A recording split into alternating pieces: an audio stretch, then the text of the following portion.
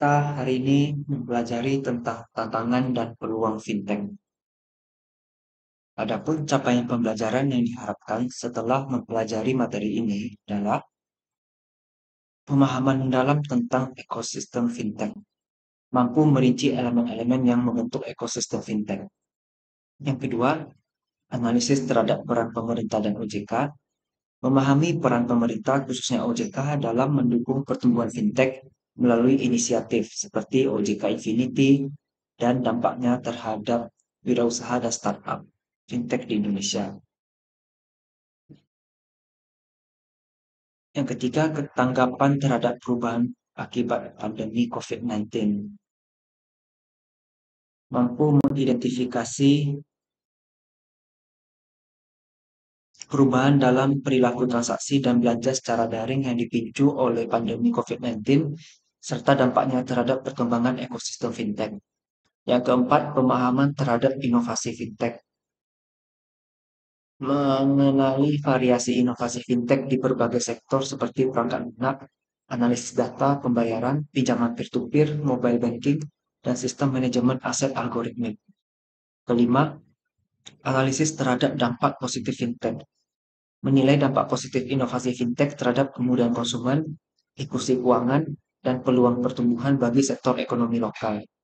Keenam, kesadaran terhadap tantangan dan biaya.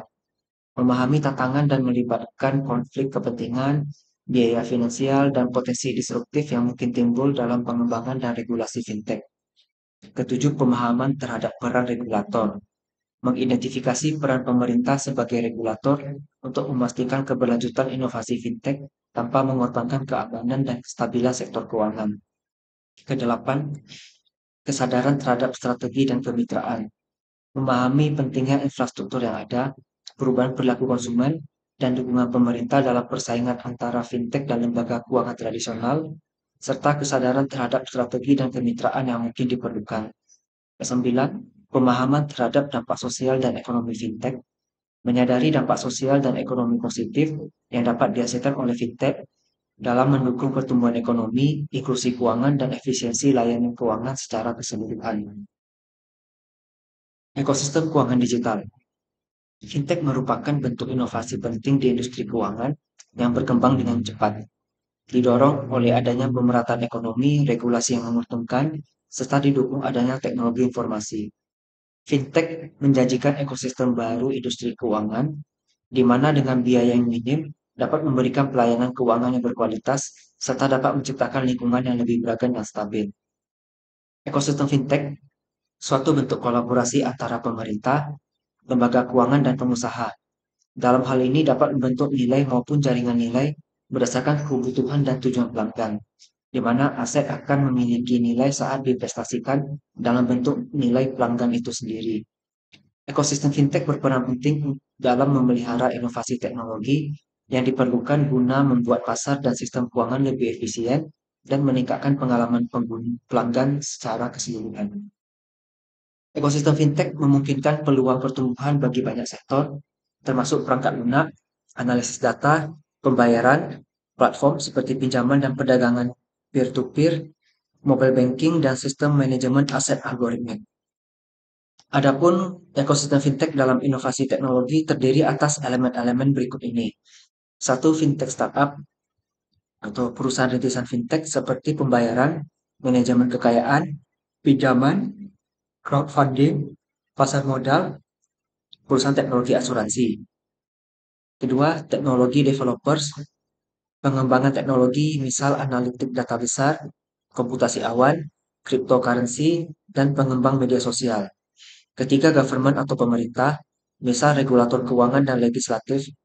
Empat, financial customers atau konsumen keuangan, misal individu dan organisasi. Dan traditional financial institution atau lembaga keuangan tradisional, misal bank tradisional, perusahaan asuransi, perusahaan pialang saham, dan pemodal ventura. Ekosistem keuangan digital dengan inovasi dan pemanfaatan teknologi yang tepat dapat mendorong tumbuhnya wirausaha dan perusahaan rintisan atau startup baru yang terbentuk di Indonesia. Kehadiran inovasi di keuangan digital memberikan kesempatan dan pintu untuk kewirausahaan dan startup baru. Berikutnya, inovasi teknologi.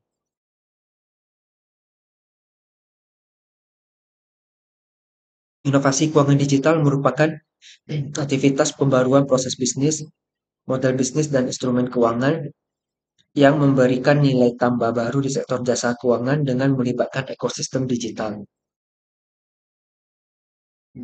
Berdasarkan Peraturan OJK Nomor 13 POJK 2 2018 tentang inovasi keuangan digital di sektor jasa keuangan, dampaknya sebagai payung hukum terhadap penyelenggara fintech tidak termasuk dalam POJK Nomor 77 POJK 2 tahun 2016 tentang layanan pinjam meminjam uang berbasis teknologi informasi.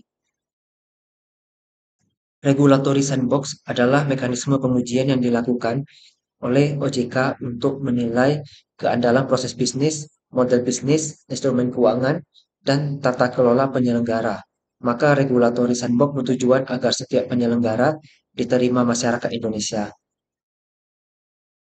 Pengembangan teknologi menciptakan lingkungan yang mendukung startup dalam menjalankan layanan yang lebih inovatif. Pengembangan teknologi menyediakan platform untuk media sosial, big data analytics, cloud computing, artificial intelligence, smartphone, dan mobile service. Pengembang teknologi menciptakan lingkungan yang menguntungkan bagi teknologi startup dan sekaligus berfungsi sebagai inovasi dalam memberikan layanan yang lebih cepat. Inovasi yang ada pada teknologi baru berpengaruh terhadap penggunaan teknologi yang telah lama ada. Dengan demikian, sangat tidak tepat apabila perusahaan yang menganut teknologi lama protes dan melarang inovasi yang baru untuk bekerja. Misalkan saja ojek konvensional yang menyatakan bahwa seharusnya ojek online tidak bisa beroperasi karena termasuk dalam angkutan ilegal. Bila dicermati dengan baik, ojek konvensional juga ilegal karena tidak terdapat definisi ojek dalam aturan Dishub mengenai angkutan umum. Akibat dari adanya inovasi teknologi baru. Pertama, dimudahkannya konsumen mencukupi kebutuhan. Dengan memotong biaya yang dikeluarkan, perusahaan yang menggunakan teknologi terbaru mampu menekan biaya, sehingga menetapkan harga jauh lebih rendah daripada perusahaan incumbent. Kedua, teknologi yang memudahkan. Munculnya inovasi yang baru tentu akan membawa teknologi yang baru dan canggih, setidaknya dibandingkan dengan teknologi yang telah lama ada. Ketiga, memacu persaingan berbasis inovasi. Indonesia merupakan negara yang tidak dapat begitu saja makmur tanpa adanya inovasi. Perusahaan dalam industri dipaksa untuk melakukan inovasi sehingga terus memperbaiki layanannya. Keempat, mengurangi jumlah pengangguran. Inovasi yang dilakukan akan memberikan kesempatan lapangan kerja yang baru. Jika tidak membuka lapangan baru, setidaknya dapat memperluas lapangan kerja yang sudah ada.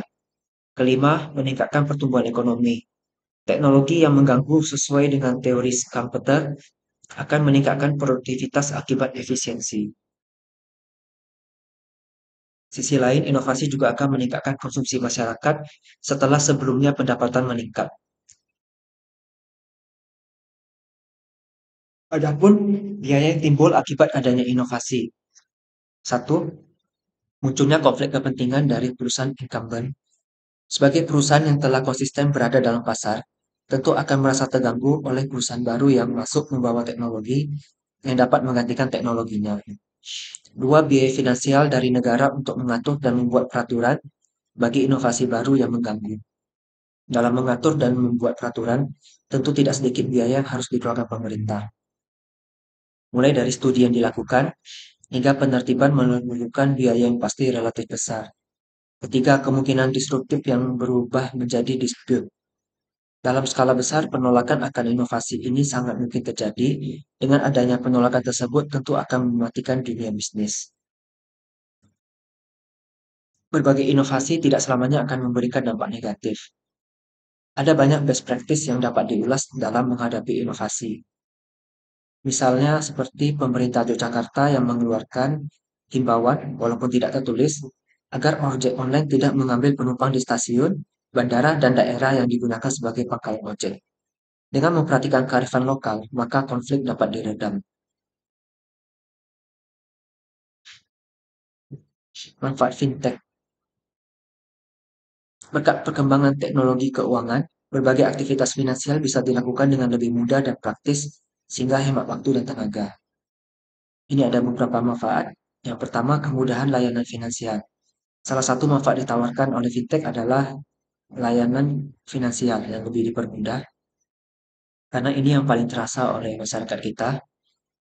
Coba kita bandingkan 10 tahun lalu, saat hendak mentransfer uang, kamu mungkin harus mendatangi mesin ATM atau teller di bank. Ini cukup merepotkan dan membutuhkan waktu yang tidak sebentar. Apalagi kita harus antri, semakin banyak waktu terbuang. Berkat kehadiran fintech, Anda bisa melakukan transfer uang hanya melalui smartphone. Yang kedua, membantu UMKM mendapat modal usaha berbunga lebih rendah. Sebelum kemunculan fintech, mayoritas pelaku UMKM di Indonesia mengandalkan pinjaman bank untuk mendapatkan modal usaha. Tentu tidak ada yang salah dengan hal ini. Namun perlu Anda ingat kalau pinjaman bank biasa memiliki bunga yang cukup tinggi, belum lagi prosedur dan persyaratan yang umumnya sulit. Tiga, fintech adalah solusi terbaik untuk membantu memajukan UMKM. Saat ini sudah cukup banyak penyedia layanan fintech di Indonesia yang menawarkan pinjaman modal usaha dengan bunga relatif rendah apabila dibandingkan dengan bunga bank. Keempat, mendukung inklusi keuangan. Ini merujuk pada akses terhadap lembaga keuangan masyarakat. Dewan Nasional Keuangan Indonesia Inklusif menargetkan 75% inklusi keuangan. Namun saat ini baru tercapai 49%. Itulah kenapa pemerintah Indonesia menyusun kebijakan inklusi keuangan demi menarget masyarakat yang berada di piramida ekonomi paling bawah. Berikutnya, incumbent versus inovasi keuangan digital. Fintech telah diciptakan untuk mengubah industri perbankan. Berpusat pada digital, mereka mulai dengan ceruk kecil, penawaran pembayaran, kemudian dengan cepat beralih ke bagian layanan keuangan seperti memberikan banyak solusi yang baru. Dari diskusi dan sentimen industri saat ini, orang akan bertaruh bahwa kombinasi kemitraan dan solusi mandiri akan terus muncul. Yang pertama, proposisi mandiri. Proposisi hanya fintech, incumbent hanya proposisi. Proposisi mandiri yang berkelanjutan dari fintech dan pemegang saham lama akan memastikan persaingan di pasar dengan cara baru perbankan dan solusi diluncurkan. Yang kedua, proposisi kemitraan. Kemitraan antara fintech dan kemitraan antara petahana dan fintech. Dengan semakin banyaknya kemitraan terjadi, incumbent dan fintech akan terus belajar untuk bekerja sama memastikan komunikasi yang jelas sejak awal. Beberapa poin tata graha akan mendukung kedua sisi untuk memulai dengan langkah yang benar dalam perjalanan.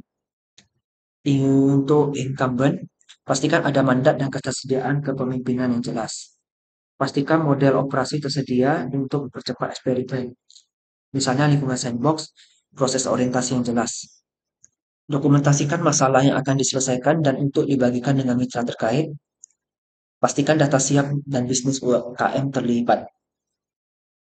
Untuk fintech, pastikan semua informasi dan dokumen yang diperlukan untuk orientasi tersedia. Pahami masalah yang harus diselesaikan dan perspektif mitra, dan berani beritahu jika teknologi Anda bukan yang tepat.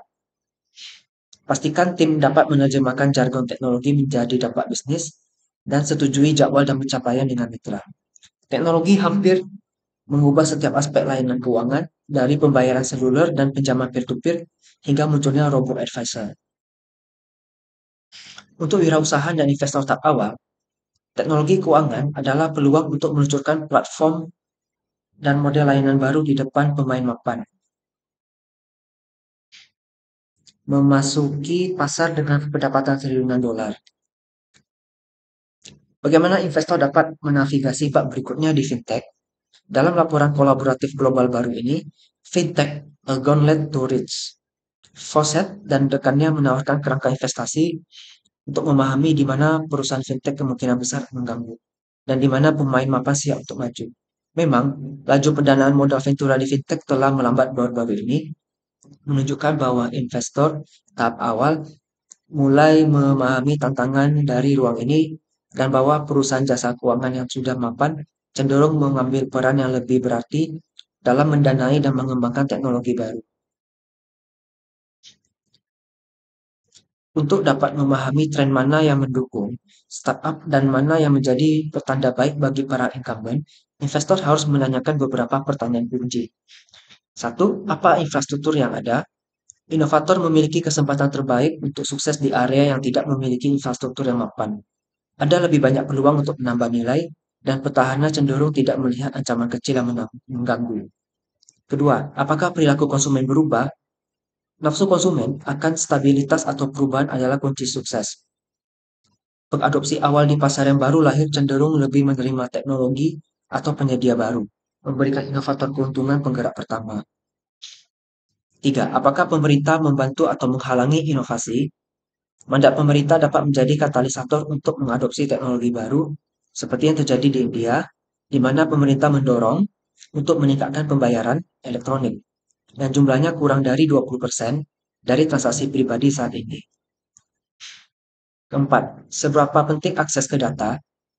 Investor harus memperhatikan peran data yang dapat membatasi kemampuan perusahaan kecil untuk berskala tanpa bermitra dengan pemilik data. Kelima, apakah kesuksesan bergantung pada kolaborasi? Dalam bisnis apapun, penting untuk mendapatkan dukungan dari banyak pihak. Tetapi di bidang keuangan, khususnya, membangun kepercayaan dan kemitraan sangat penting. Keenam, seberapa penting akses ke pasar modal?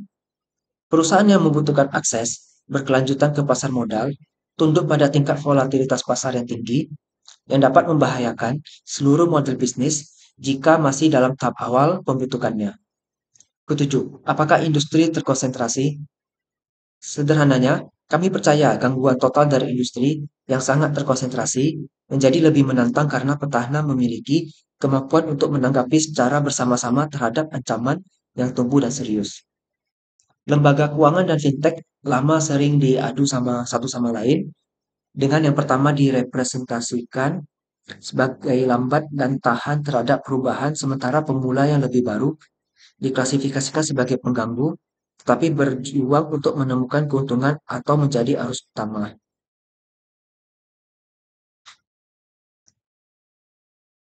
Seperti hampir semua stereotip, ada beberapa kebenaran dalam pernyataan ini. Tetapi skala yang ditawarkan oleh bank lama yang dapat memberikan distribusi kepada puluhan juta pelanggan berarti bahwa bagi fintech yang ingin menjangkau pasar massal dengan cepat, bank incumbent tahu bahwa tetap menjadi yang terdepan dan memberikan layanan terbaik kepada pelanggan, mereka perlu memilih vendor dan mitra yang tepat. Tidak mungkin bagi mereka untuk berinovasi di setiap lini, dan bermitra dengan fintech dapat memberikan cara cepat untuk menambah fitur atau layanan yang berpusat pada pelanggan tanpa membangun dari awal. Kolaborasi ini menguntungkan semua orang fintech, dapat meningkatkan jumlah audiensnya secara signifikan. Bank dapat mempercepat transformasi digital mereka sendiri, dan semoga pelanggan mendapat akses ke fitur baru yang aman dan bermanfaat. Sebagai proyek Greenfield, menciptakan peluang bagi incumbent untuk menjadi lebih gesit, menyampaikan dan menguji kemitraan dengan cepat, menerapkan fitur baru dengan cepat. Seringkali tantangan bagi bank besar adalah skala operasi mereka yang banyak, pemangku kepentingan, sistem lama, dan proses pengadaan yang ketat dapat membuat kemitraan sulit untuk diterapkan. Sementara bank yang lebih baru memiliki keuntungan karena didorong oleh API dan siap dibuat untuk kolaborasi interaksi cerdas antara rekening bank dan layanan lain untuk melihat bagaimana mereka memandang perbankan secara berbeda.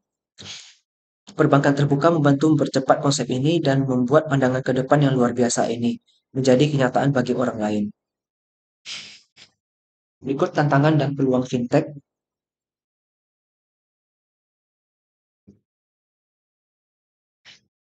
Pertama, regulasi. Seiring dengan pertumbuhan fintech, regulasi keuangan juga perlu berkembang untuk mengatasi isu-isu seperti keamanan data, perlindungan konsumen, dan stabilitas sistem keuangan. Yang kedua, keamanan. Keberhasilan fintech sangat bergantung pada keamanan teknologi dan data. Ancaman keamanan seperti peretasan dan kebocoran data dapat merusak kepercayaan pelanggan dan menghancurkan reputasi perusahaan. Tiga, persaingan dengan lembaga keuangan tradisional. Lembaga keuangan tradisional memiliki sumber daya dan basis pelanggan yang besar. Fintech perlu bersaing dengan mereka untuk mendapat mangsa pasar signifikan. Keempat, adopsi pengguna. Meskipun ada pertumbuhan pesat dalam fintech, adopsi oleh pengguna masih bisa menjadi tantangan.